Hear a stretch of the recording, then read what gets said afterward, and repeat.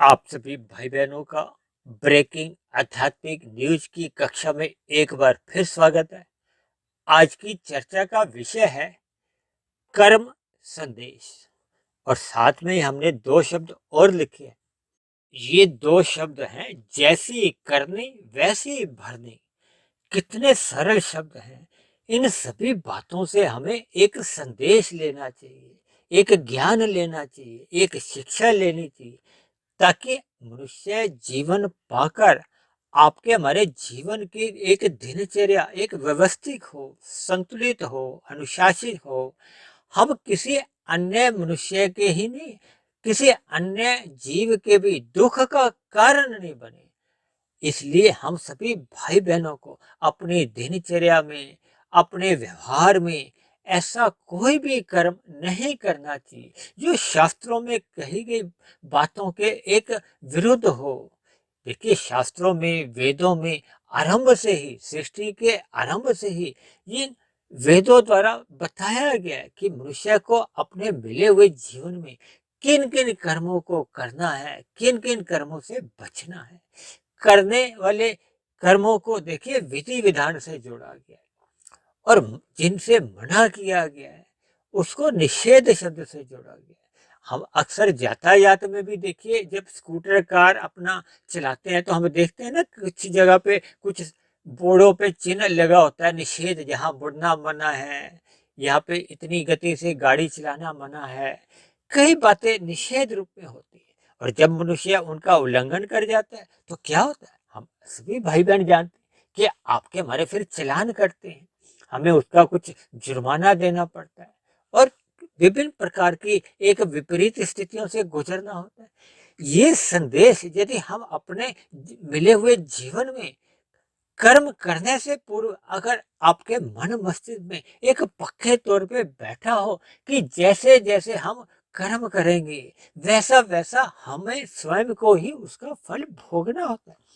देखिए, शास्त्रों में कहा गया है कि पुण्य कर्मों का जो सुख रूपी फल है उसका तो हम देखिए त्याग भी कर सकते हैं। अपनी पत्नी को, बच्चों को, परिवार के अन्य सदस्यों को, गली मोहल्ले में, या विभिन्न प्रकार की एक पुण्य कर्म कर सकते हैं, बांट सकते हैं। विभिन्न स्थितियों से हम इन पुण्य कर्मों के फलों को हम त्याग कर सकते हैं। लेकिन पाप कर्मों का जो दुख रूपी फल है, जब जब आपके हमारे जीवन में प्रतिकूल परिस्थितियां आती हैं, उन परिस्थितियों को हमें स्वयं को ही भोगना पड़ता है। इसीलिए तो मैंने देखिए बार बार कर्मों के एक संदेश को, कर्म फल को, मैंने आज तक की जो देखिए 765-70 जो वीडियो बनी है, इनमें देखिए प्रत्यक्ष रूप से ही 50-60 वीडियो तो देखिए कर्मों के ऊपर ही बनी है। क्योंकि हम सभी भाई बहन कर्म जोनी में है, साधना जोनी में। देखिए, कलयुग चल रहा है। अगर आपकी हमारी साधना नहीं भी होती, लेकिन हमें अपने किए गए कर्मों के प्रति तो सचेत होना चाहिए, ताकि मरने के बाद ये जो नीचे की जो 80 लाख प्रकार की जोनियां, जिनको हम कुछ अंश में तो देखिए अपने घरों के आसपास देखते ही हैं, पेड़ पौधे, कीड़े मकोड़े, कीट पतंगे, पक्षी, पशु, उन सभी के जीवन से हम भली भांति परिचित हैं। कितने ही दुख उन सभी जीवों के जीवन में है। ये तो परमात्मा की देखिए असीम कृपा उन सभी जीवों पे भी है कि परमात्मा ने क्रमशः उनको दुख भोगने के लिए क्रमशः अचेत रखा है, ताकि उनको दुख भोगते समय पीड़ा नहीं हो, कष्ट नहीं हो। लेकिन मनुष्य को तो देखिए पूर्ण रूप से सचेत रखा है।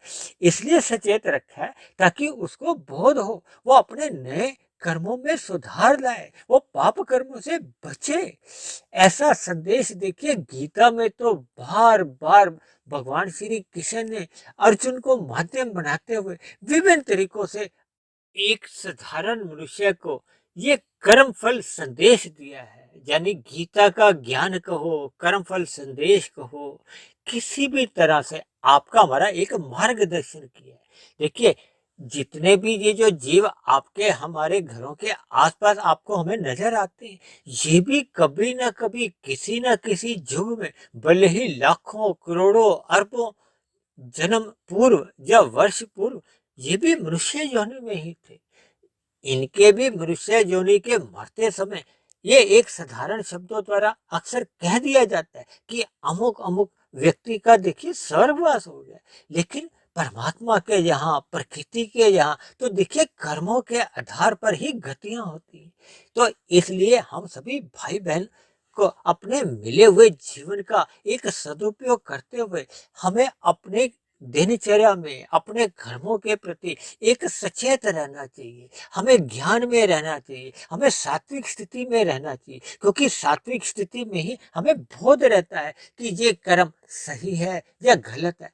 अक्सर देखिए हम सभी भाई बहनों का ऐसा अनुभव है, जब जब हम किसी अन्य मनुष्य के साथ, अन्य जीव के साथ छल कपट ठगी हेरा फेरी करते हैं, तो आरंभिक स्थिति में आपकी हमारी आत्मा को हो या परमात्मा अंदर से हमें मना करते हैं कि ऐसा पाप कर्म मत करो।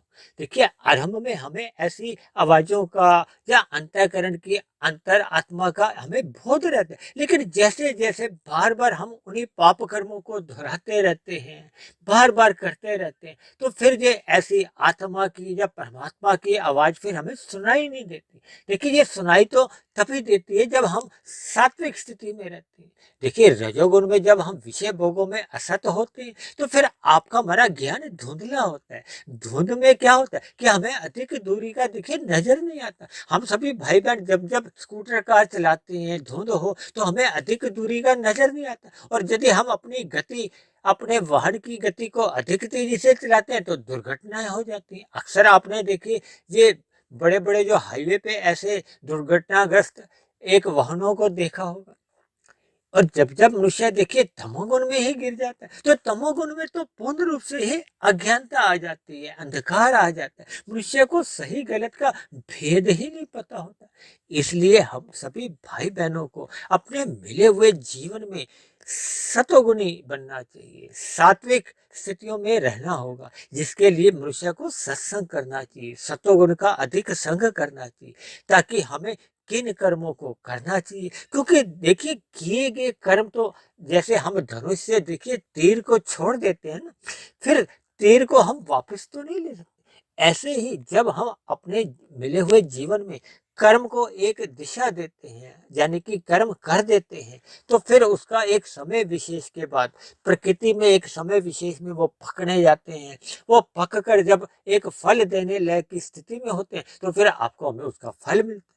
भले ही देखिए वर्तमान मिले हुए जीवन में ही फल मिले, अगले जन्म में मिले, उससे अगले जन्म में, देखिए ये तो कर्मफल सिद्धांत के ऊपर, बीज के ऊपर, कर्म के ऊपर निर्भर करता है। कि देखिए जैसे खेत में भी कुछ फसल हफ्ते में फल देती है, कुछ महीने में, कुछ 3 महीने में, कुछ 10 साल में। तो ऐसे ही आपके हमारे किए गए कर्म भी एक बीज रूप है, उनका भी एक समय विशेष के बाद फल आता है। देखिए अक्सर जब जब आपके हमारे जीवन में देखिए दुख आते हैं, और जब जब देखिए भयंकर दुख आते हैं, तो अक्सर एक साधारण मनुष्य अंधविश्वास का सहारा लेते हुए अज्ञानतावश वो अपनी जन्म पत्रियां लेकर या इधर उधर देखिए कुछ ऐसी स्थितियों से गुजरता है कि वो उन दुखों को दूर करने के लिए कुछ ऐसी क्रियाएं करने लगता है। भले ही देखिए उसमें पूजा पाठ भी सम्मिलित होती है। देखिए पूजा पाठ किसी भी दृष्टि से की जाए, एक हमें सात्विक स्थिति में ले जाती है। ये पूजा पाठ करने से किसी भी प्रकार के किए गए पाप कर्म समाप्त नहीं होते। देखिए पाप कर्म तो देखिए केवल और केवल उनके दुख रूपी फलों को भोग कर ही समाप्त होते हैं। ये अलग बात है कि देखिए जब जब मनुष्य इन पूजा पाठ को करता है तो उसके अंदर शुभ संस्कार बनते हैं और उसकी सात्विक स्थिति बनती है, और सात्विक स्थिति में उसके अंदर दुख सहने की एक शक्ति मिलती है, उसके अच्छे विचार बनने लगते हैं, उसका स्वभाव सुधरने लगता है, जिसके फलस्वरूप वो नए सिरे से एक पाप कर्म करने से बच जाता है। और यदि मनुष्य इन सात्विक स्थितियों में ही नहीं जाता, यानी कि वो उस पर विचार ही नहीं करता, केवल एक अंधविश्वास का सहारा लेते हुए केवल एक कर्म कांड ही करता है, तब ऐसी स्थिति में देखिए उसके मानसिक स्थिति में किसी भी प्रकार की कोई सात्विक स्थिति बनती नहीं है। तब ऐसी स्थिति में उसका जो तमोगुण या राशि जैसी भी स्थितियां होती है, तब ऐसी स्थिति में जो पाप कर्मों का जो दुख रूपी फल होता है वो आपको हमें एक भयंकर दुख रूप में एक सहन करने ही पड़ते हैं। जब तक मनुष्य की देखिए सात्विक स्थिति बनती नहीं है,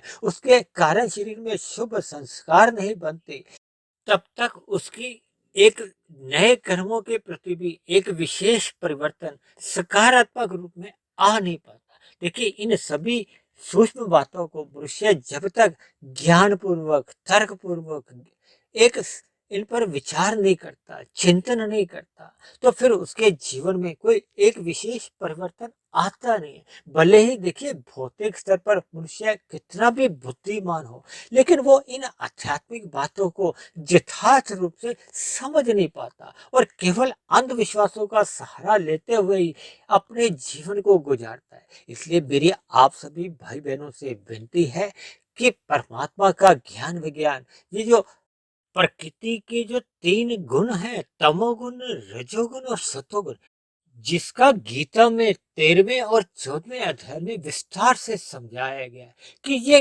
प्रकृति के जो तीन गुण हैं, ये एक क्रम में ही आते हैं और कैसे कैसे ये कार्यशील रहते हैं। भले ही ये गुण अपने आप में जड़ है, ये तो परमात्मा की ब्रह्म शक्ति पाकर क्रियाशील होते हैं। हमें इन गुणों से कितने कितने अनुपात में किस किस गुण से कितना कितना जुड़ना है, ये हमें समझना होगा। ये तभी समझ आता है जब हम शास्त्रों का यथार्थ ज्ञान, भगवान, आत्मा, ये दोनों चेतन तत्व हैं, इनको हमें यथार्थ रूप से समझना होगा। परमात्मा के दिव्य गुणों को हमें समझना होगा। आत्मा के जो एक दिव्य गुण है, जो ज्ञान स्वरूप है, जबकि परमात्मा तो एक आनंद स्वरूप सत्ता है, आनंद में ज्ञान भी बना रहता है और ज्ञान सदा नित्य बना रहता है। तो इन बातों को यथार्थ रूप से जब तक हम समझ नहीं पाते, देखिए हम तो प्रतिदिन ही एक वीडियो तैयार करते हैं जिसमें भगवान, आत्मा, इन दोनों चेतन तत्वों पर अपने कुछ विषय लेते हैं और प्रकृति के जो तीन गुण हैं, तमोगुण, रजोगुण और सतोगुण, इनका कैसा कैसा स्वभाव है और इन्हीं तीन गुणों से ही आपके हमारे तीन शरीर बने, स्थूल शरीर, सूक्ष्म शरीर और कारण शरीर। स्थूल शरीर कर्म करता हुआ आपको हमें दिखाई देता है। स्थूल शरीर की कर्मेंद्रियों द्वारा ही हम जो कर्म करते हैं और अन्य जीवों पे कुछ उसका प्रभाव पड़ता है। देखिए जब हम रजोगुण में रहते हुए कर्म करते हैं, तो फिर हम अन्य जीवों को पीड़ा नहीं देते। देखिए आज समाज में मनुष्य अपने जीवन के स्वाद के लिए अन्य जीवों का जो वध करता है, ये जो मांसाहार का जो भोजन आज कलयुग में एक बहुत ही अधिक बड़े पैमाने पे बढ़ता जा रहा है। तो देखिए एक साधारण मनुष्य एक अन्य मनुष्य को यदि चलते फिरते एक थप्पड़ मारता है या कान खींचता है या हाथ पकड़ता है, तो उसको कष्ट होता है। और जब मनुष्य अपने जीवन के स्वाद के लिए ही अन्य जीवों का वध कर देता है, तो फिर देखिए इस भयंकर पाप का, देखिए करने वाला हो, बनाने वाला हो, खाने वाला हो, तो कर्मफल सिद्धांत के अनुसार देखिए सभी के ही पाप कर्मों का कर्मशः सहज ही बनता जाता है। देखिए कुछ स्थितियों को मैं स्पष्ट शब्दों से समझाने में संकोच भी करता हूँ, लेकिन परमात्मा के जितने भी यथार्थ ज्ञान हैं, जो कर्मफल संदेश हैं, इनको हमें ज्ञान पूर्वक समझना चाहिए, इन पर चिंतन करना चाहिए। परमात्मा का ज्ञान विज्ञान क्या है? देखिए आपका हमारा स्थूल शरीर एक आयु लेके आया है, आपके हमारे भीतर में जो सूक्ष्म शरीर है, कारण शरीर है, हम स्थूल शरीर की कर्मेंद्रियों द्वारा जैसे जैसे कर्म करते हैं, उसका कर्माशय बनता है, कर्माशय कारण शरीर में रहता है और इसी कर्माशय के साथ साथ आपके हमारे संस्कार बनते हैं, स्वभाव बनता है और ये बना हुआ स्वभाव को, संस्कार को, ये पुनः आपके हमारे मन बुद्धि में फुर्ते दिखाता है। ये मन बुद्धि के फुरने ही फिर स्थूल शरीर की कर्मेंद्रियों को दिशा निर्देश देते हैं, बाध्य भी कर देते हैं कर्म करने के लिए और फिर आपका हमारा कर्माशय बनता है। तो इन सभी स्थितियों को हमें समझना होगा। और जब जब मनुष्य मानसिक रूप से कर्म करता है जिसका अन्य जीवों पे तो कोई प्रभाव नहीं पड़ता, तब ऐसी स्थिति में आपका हमारा कर्माशय तो नहीं बनता, लेकिन संस्कार इस मानसिक चिंतन के भी बनते हैं और फिर बने हुए संस्कार आपके हमारे मन बुद्धि को प्रेरित करते हैं। फिर मन और बुद्धि में जैसे फुरने होते हैं, फिर स्थूल शरीर द्वारा जब कर्म हो जाते हैं, तो फिर उसका कर्माशय बनता है। इन सभी बातों को जब तक मनुष्य सूक्ष्म रूप से, यथार्थ रूप से समझता नहीं और ये सभी ज्ञान की सूक्ष्म कड़ियां, ये ब्रह्म मुहूर्त जो कि एक प्रकृति का शुद्धतम समय होता है, सूर्य निकलने से पूर्व का 2 घंटे 40 मिनट का जो समय, जब तक मनुष्य इस ब्रह्म मुहूर्त का लाभ नहीं उठाता, शास्त्रों के सूक्ष्म रहस्यों को ज्ञान पूर्वक समझता नहीं है, तब तक उसके व्यवहार में, उसके कर्मों में, उसके संस्कारों में किसी भी प्रकार का देखिए सकारात्मक परिवर्तन आ नहीं पाता। यही आपके हमारे जीवन की एक सच्चाई है, जिसको मैंने आज कर्म संदेश यानी कि जैसी करनी वैसी भरनी को एक बहुत ही स्पष्ट शब्दों में एक रखने का प्रयास किया। देखिए, परमात्मा की प्रेरणा से जैसे जैसे मेरे मन में कुछ विचार आते हैं, उसको मैं शास्त्रों के सैद्धांतिक बातों से जोड़कर ही अपने एक वीडियो को एक दिशा देता हूँ। यदि आज की बनी हुई वीडियो आपको एक अच्छी लगी हो, आपके ज्ञान में वृद्धि हुई हो, आपको प्रेरणादायक लगी हो, तो मेरी आप सभी भाई बहनों से विनती है कि इन बनी हुई वीडियो को आप अन्य भाई बहनों में भी शेयर करें, ताकि समाज में एक सतोगुणी वातावरण का विस्तार हो। उस सतोगुणी वातावरण में हम सभी भाई बहनों का सुखमय जीवन बीते, परमात्मा में सदा प्रीति बनी रहे। और यदि मेरी बनी हुई ये वीडियो आपको आधी अधूरी, तर्क संगत सही नहीं लगती हो, आपकी किसी भी प्रकार की कोई शिकायत हो, तो आप नीचे दिए गए कमेंट्स बॉक्स पर जाकर आप अपनी शिकायत भी लिख सकते हैं। तो चर्चा विशेष को अब यही विश्राम देते हैं। कल फिर मिलते हैं एक नए विषय को लेकर, एक नए संदेश के साथ। तब तक आप सभी भाई बहनों का बहुत बहुत धन्यवाद।